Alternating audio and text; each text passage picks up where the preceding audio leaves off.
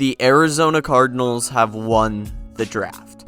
A few years ago, I never thought those words would come out of my mouth. Monti has quickly become one of the top general managers in the National Football League, and he now has 2 back-to-back draft classes to prove it. I know online we saw some pushback for guys like Melton, Adams, and Tip Ryman, but if you watch the tape, you'll see that there is a very specific brand of football that this team is adopting. Fast, hard-hitting, run the ball, and keep Kyler Murray on his feet. In this video, I will be recapping the entire Arizona Cardinals draft class. If you enjoy the video, make sure to leave a like and subscribe to the channel. Let's start. I made a full video discussing the first round with Marvin Harrison Jr. and Darius Robinson already, but a quick recap for the Cardinals is that they got 2 very professional people. Their introductory press conferences told us everything we need to know. They want to get to work. Marvin Harrison Jr. is the headliner of this class and will be a superstar for this team. Adding him to the core of Trey McBride, Greg Dortch, and Michael Wilson makes an offense with a ton of potential. Darius Robinson will either play on the edge or interior defensive line, and either way, he fills a need for the Cardinals. Some say that it might have been a reach at pick 27, but I truly believe that in Jonathan Gannon and Nick Rawlins' scheme, Darius Robinson will thrive. Round 2, the Arizona Cardinals held the number 35 pick, but would decide to trade down, acquiring pick 43 and 79. With guys like Cooper DeJean, Johnny Newton, and Kool-Aid McKinstry on the board, the Cardinals' decision to trade down ended up resulting in the team missing out on those big names. However, I think that they still got their guy. Max Melton is a stud. Facing Ohio State this season, he was matched up with Marvin Harrison Jr., and he held him to 4 catches for just 25 yards.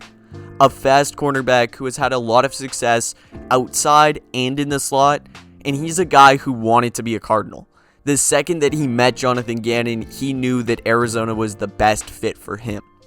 Despite the additions of Sean Murphy-Bunting in the offseason, the Arizona Cardinals secondary was still a position of need, and Melton wasn't the only addition that they'd make, but certainly the headliner for that position. The Arizona Cardinals' next pick was Trey Benson, 66th overall. He's a running back with good speed and a fairly big frame, and he's also very agile for his size. He had some injury concerns in college, but I think he'll be just fine. If he can work on his pass blocking, I think he'll probably turn into a pretty good player for this team. His pass catching ability is going to help add a new dynamic to the team. I'm not saying James Conner is bad out of the backfield, but I think a little bit more of a dynamic player such as Trey Benson will help the Cardinals add that dimension. He will not be expected to start right away, likely competing with Amari DiMercato for the 3rd running back spot behind Conner and Michael Carter, but he's one of the best running backs in this draft class, and although it isn't a position of dire need, I still think that it's a great pick for Arizona. The next one got some pushback from fans, but Isaiah Adams was a pretty good pick. The product of Ajax, Ontario, is going to join fellow Canadians Jesse Luketa and Carter O'Donnell. It's a position of need, and he can play both guard and tackle. Due to the draft position, it might have been a little bit of a reach, but if this was going to be a guy that Arizona looks at further down the board, I don't hate it with the amount of picks that they had, and it's really hard not to trust Monti for this, so I think it'll be fine. Adams had an outstanding showing at the Senior Bowl where he was coached by the Cardinals offensive line coach Clayton Adams. Also worth noting, as a Cardinals fan from Canada, I'm happy to declare Arizona is Canada's team. Next up is Tip Ryman in the 3rd round, pick 82 overall. Back-to-back players out of Illinois, and he might genuinely be a psychopath. He's admitted in the past to being skeptical about the existence of birds, and he also apparently really enjoys blocking, like almost to a scary extent. It's a depth pick, but I'm interested to see how Drew Petzing uses it. Last season, between Zach Ertz, Jeff Swaim, and Elijah Higgins, the Arizona Cardinals ran a ton of two tight end formations. But there is a possibility that Ryman could play fullback this year.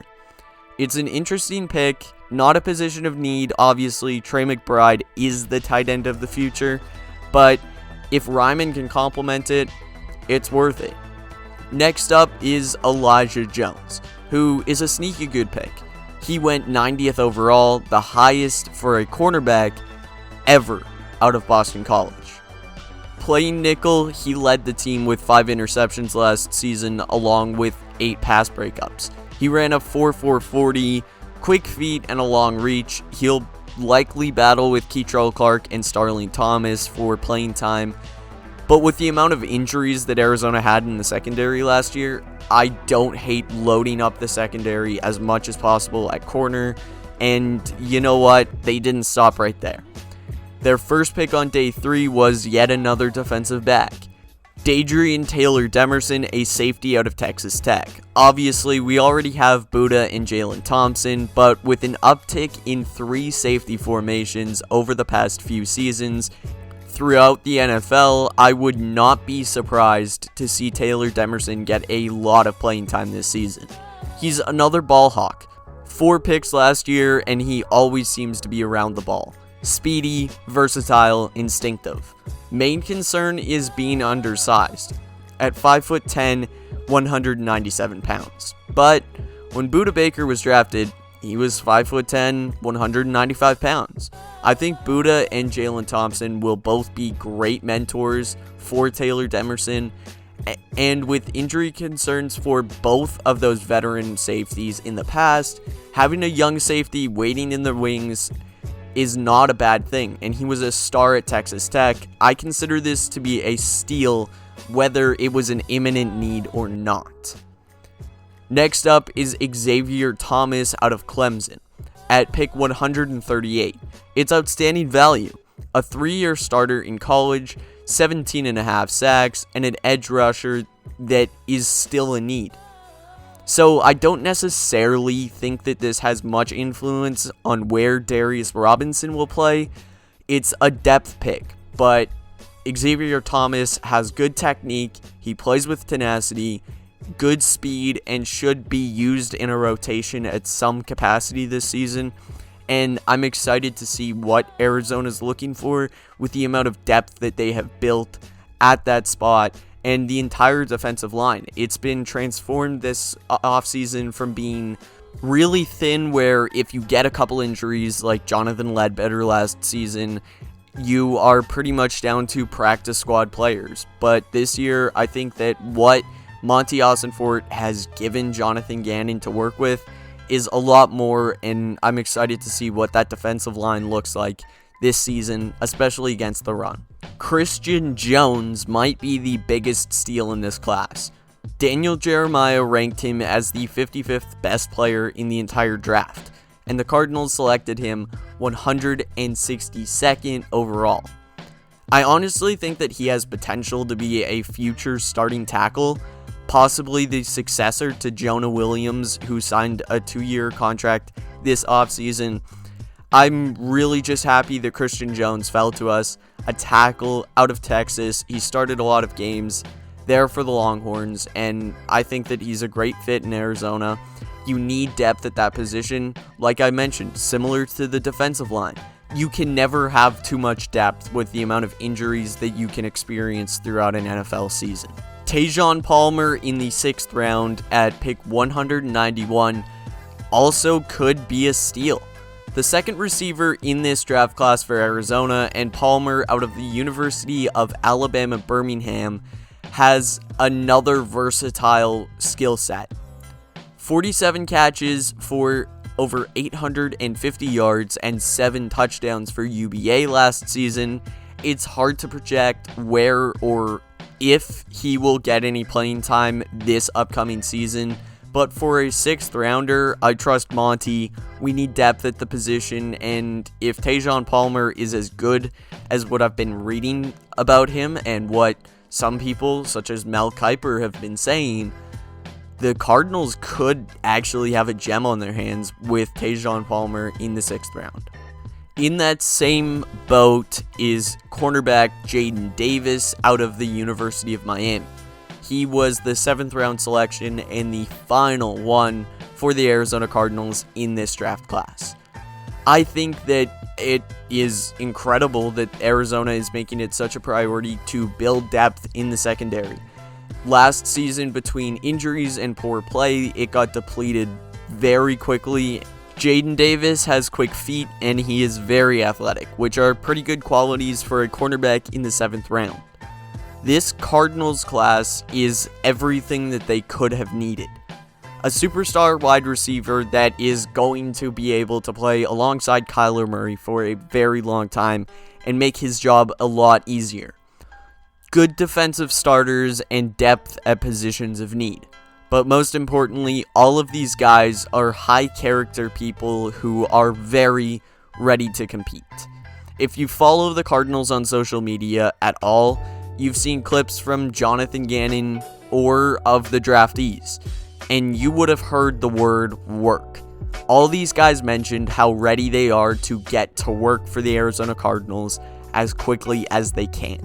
And with hearing what some of the draftees, such as Max Melton, have said about Jonathan Gannon, I think that Arizona has very quickly become a really ideal landing spot. And that's a big credit to Jonathan Gannon, Nick Rawlis, Drew Petzing, and Monti Ossenfort, all the way up to the top. I'm really proud to be an Arizona Cardinals fan right now with the amount of work that they did this offseason. It's easy to say that they won the draft just because, hey, they got Marvin Harrison Jr., the guy that the entire fan base wanted. But if you look down the board, all of these guys have very important qualities and are going to add something to this team. Last year, 8 of 9 players that Arizona drafted started in at least one game for the team. The only one that didn't was John Gaines, who was on IR all the way from preseason. So if these guys can have a similar immediate impact to the team as the rookie class did last season, Arizona is going to be very competitive next year, and I can't wait to watch it. As long as everyone stays healthy, the offense is going to be able to fire on all cylinders, and that defense, they've got a lot of potential with Budda Baker, Kaiser White, Mac Wilson, all those guys put on the field together. You add Darius Robinson to the mix, Max Melton, and suddenly that secondary doesn't look so bad. It'll be interesting to see what happens for the Arizona Cardinals. There'll be a lot more content coming throughout the offseason. Obviously, we're only in April, and I can't wait for September. Thank you guys for watching. I'll see you guys all next time. If you enjoyed the video, make sure to leave a like and subscribe to the channel. Thanks for watching. Goodbye.